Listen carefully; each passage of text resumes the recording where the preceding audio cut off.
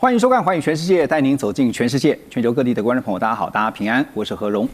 两岸大事国际焦点深度剖析，打开视野。透过 YouTube 收看朋友，请您帮我们按赞、订阅、加分享，动动手，开启小铃铛。也欢迎您告诉我们在哪个城市打卡收看。当然，欢迎大家多多的留言，表达您的看法，跟我们互动一下。好，来欢迎今天的3位来宾。首先是前大使、资深外交官纪文基大使。何荣好，各位朋友，大家好。另外，淡江大学战略研究所助理教授马仲伟老师。主持人好，观众朋友大家好。还有军情与航空网站主编施孝伟孝兄。主持人好，各位观众大家好。好，今天首先跟3位老师一起来看的是世界大事，在我们录影的这个当下前一刻，发生了伊朗被攻击的事件。那么在这段时间，其实大家都在问一个问题，就是美国到底会不会出兵攻打伊朗？就没想到呢，在今天下午呢，最新的外电消息啊，在中东地区传出的最新外电消息是，根据有多家的外媒报道，伊朗的首都德黑兰传出了爆炸声响，而且是接连发生了爆炸。那么有多处呢，都冒出浓浓的这个黑烟出来。以色列的防长啊，也进一步的证实，他们对伊朗发动了预防式的打击。以色列全境也因为他们攻击伊朗呢，现在在以色列全境也拉起警报。那么以色列当局呢也警告全国的民众，尽量待在安全区域附近，随时警戒来自伊朗的报复行动。我想先请教大使，因为先前讨论了很久啊，就是美国到底什么时候会出兵，而且呢什么时候要打伊朗，跟到底会不会打伊朗，其实一直是这几天大家在讨论的焦点。但我要先问的第一个问题，现在伊朗被打了，但结果却是以色列先出手，这个顺序上是以色列，为什么会是这样？其实以色列的这个第12频道他们的说法是，他说这一次的以色列的军事行动应该被视为是以色列与美国的联合军事行动。OK， 那当然就是说，前2天已经有美方的媒体在透露，美国现在这次打伊朗的这个军事计划是由以色列先发动攻击，然后造成伊朗对以色列的反击或者报复性的攻击，然后美国以这个伊朗攻击以色列这个理由再加入来打击这个伊朗啊，所以现在这个情况会不会照这个情况，美国再继续接手？那就带我们来后续的观察了哈。大使觉得先是以色列发动了第一击，然后您刚刚提到说，以色列如果被攻击的话，那么接下来就看到是美军会有动作了哈。这个应该是美以双方之前都已经先沙盘推演过的。对，我看有一些报道说，以色列抓到机会率先动手啊，而且他强调是预防式的攻击，预防式的攻击，先发制人，好像就是说以色列有点趁美国跟这个伊朗之间关系很差的时候出手。那其实这个跟过去的例子不太符合，因为去年6月的时候也是以色列跟美国联手，那么一起攻击伊朗的核设施。而且这样子的，美国正在伊朗刚刚结束一轮这个有关这个伊朗跟美国关系的一个谈判吗？谈判之后以色列如果说是没有得到这个美国这个同意，或者不是在美国跟以色列合作之下就对伊朗发动攻击其实会被解释成对美国是落井下石。没错。所以从这个角度来看的话，这应该就是以色列跟美国的一个联手行动的第一步。那后续会怎么样发展？很可能照美国媒体的这个预测，就是说等以色列以伊朗做了回击以后美国再进场。不过第一轮的回击第一轮的以色列的攻击伊朗的外交部在刚刚也就是12点15分的时候他们说已经发动了2轮的攻击。第一轮的攻击是12点15，那时候是由以色列的国防部部长自己出来宣布，已经对这个以色列对伊朗进行了这个先发制人的攻击。那接下来过了10分钟，以色列外交部又出来说已经进了2轮。那照一些地面的一些报道，现在被打击的地方主要是德黑兰市的市中心。那么有几种不同的说法，一种说法就是这一个攻击主要是在攻击哈梅内伊的办公室，以及重要的伊朗的政府机构，是，所以被认为这是一个斩首式的攻击。那也有另外一种说法，就是说看到的被攻击的是这个地面的防空基地啊，防空这个系统啊，也就是在德黑兰的防空系统被攻击。另外还有就是说这个伊朗的重要军事基地。对，所以到底如何我们还要再一点时间才晓得。是。那不过这个攻击已经开打了，我觉得就变成开弓没有回头箭。这个出手以后啊，现在就看伊朗怎么回应。那伊朗的回应的强弱或者方式的话，那我们现在就很可能就会变成伊朗下一波或者是以色列的单独的，或者说美国以色列联手的攻击。对，那这就可能性就很高了。所以现在接下来要看的就是，因为目前所知道的讯息有限我们只能针对有限的讯息来做相关的研判不过就从目前已经发动了2轮的这个攻击来看，是先由以色列出击，然后呢，在军事上面的话，孝伟兄你看那接下来以色列不被报复是不可能的，因为伊朗一定会报复。我们想当然尔应该是知道是这样。那如果一旦被报复之后呢，大使刚刚也研判，美国就会出手了。那所以接下来在打击上面，你觉得美军的动作会是如何？其实美国会不会那么快动手？我觉得还真的还有待观察，倒不是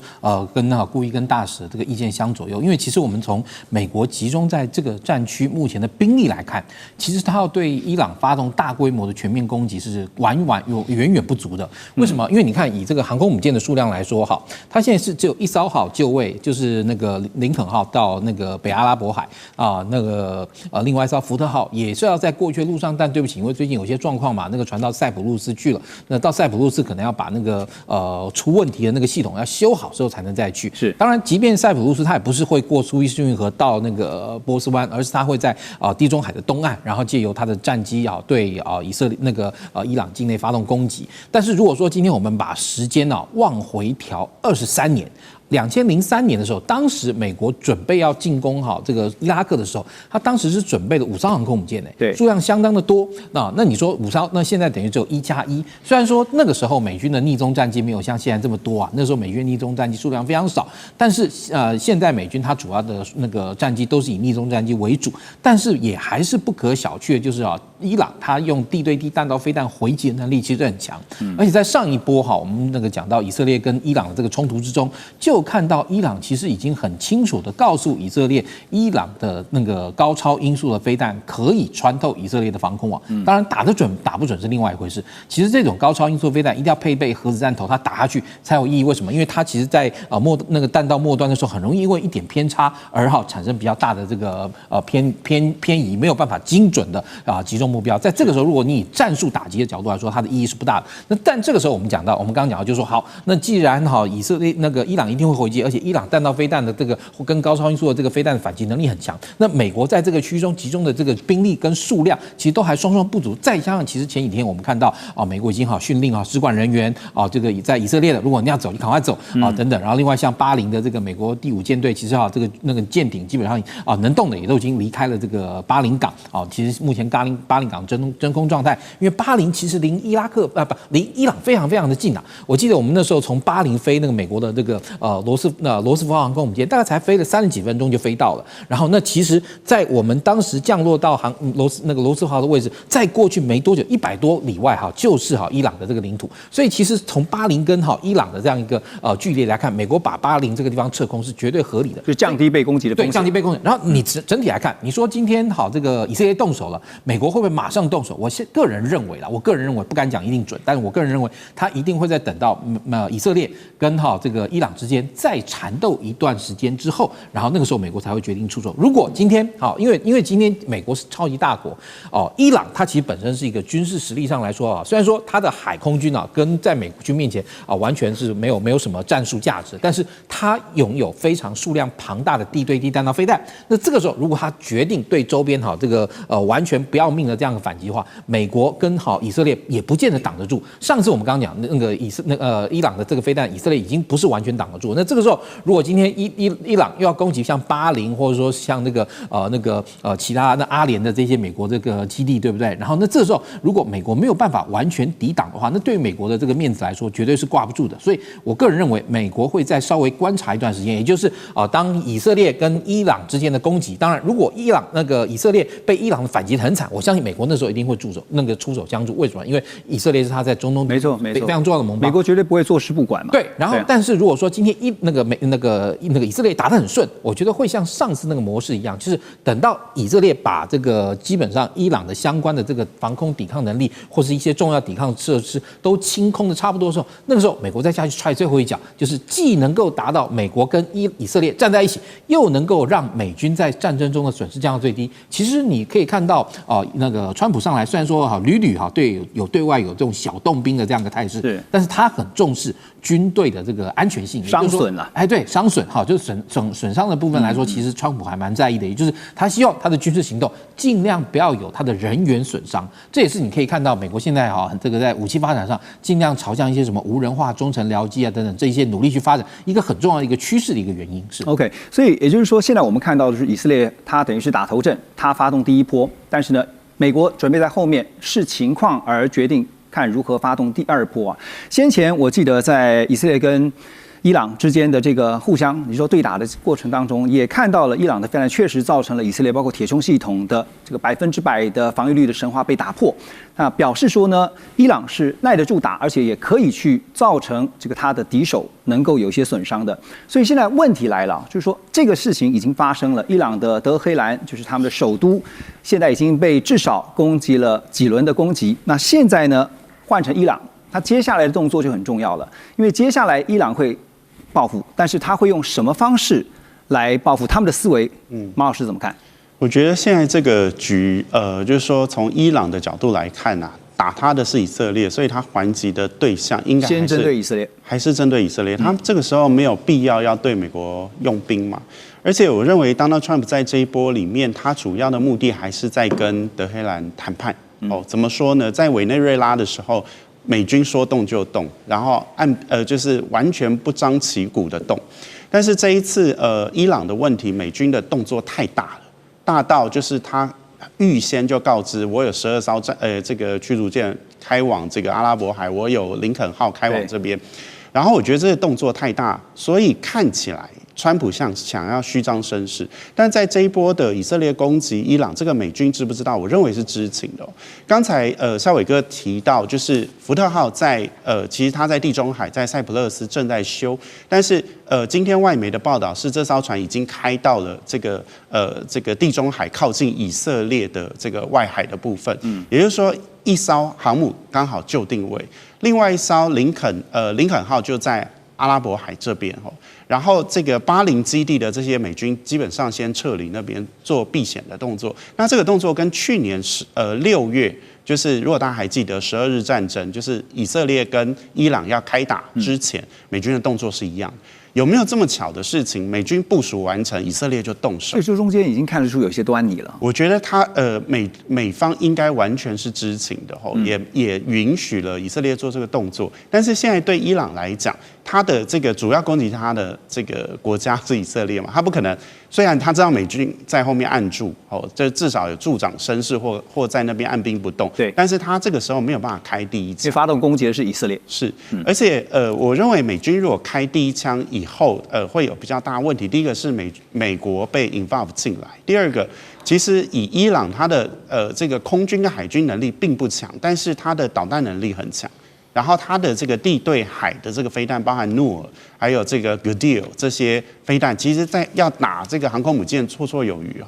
所以我觉得美军的航母在这边能够发生的威慑效果，其实相对来讲并不是这么高。虽然伊朗没有办法跟他用海空军直接正面迎战但是当美军假设出手的话，他就有正当理由可以去攻击美军的这些目标。那我觉得这个对美军来讲是一个蛮头痛的事情。对，最重要的事情还是在伊朗的这一波，美军透过什么方式暗地里援助，然后达到了某些战略目标以后，然后 Donald Trump 来接手后续的谈判工作。因为过去的1个月里面，看起来双方谈判这个并不顺畅了。并不顺畅，并不代表说就要立刻开打，对不对？对，就是并不顺畅。其实美国的目标很简单，你不要再做浓缩铀，然后你的导弹技术不要做 ICBM， 然后这个你的这个跟邻国的关系，像是叙利亚，像是这其他国家，你不要去煽动他的恐怖主义。我想这些目标很清楚。可是对伊朗来讲，我没有核武，还有什么东西可以保命嘛？这个就是简单的逻辑。所以我相信他们在谈判过程里面的确不太顺利，但是还是有谈判空间。当剑拔弩张已经这个箭已经射出去的时候，其实后续我相信这个德黑兰态度可能会有一些转变。中美互动牵动全球，美中竞争，地缘争霸，外交、军事、科技、经济，多元观点，权威分析，一同掌握2026全球新秩序、新赛局。每周6日，寰宇全世界带您走进全世界。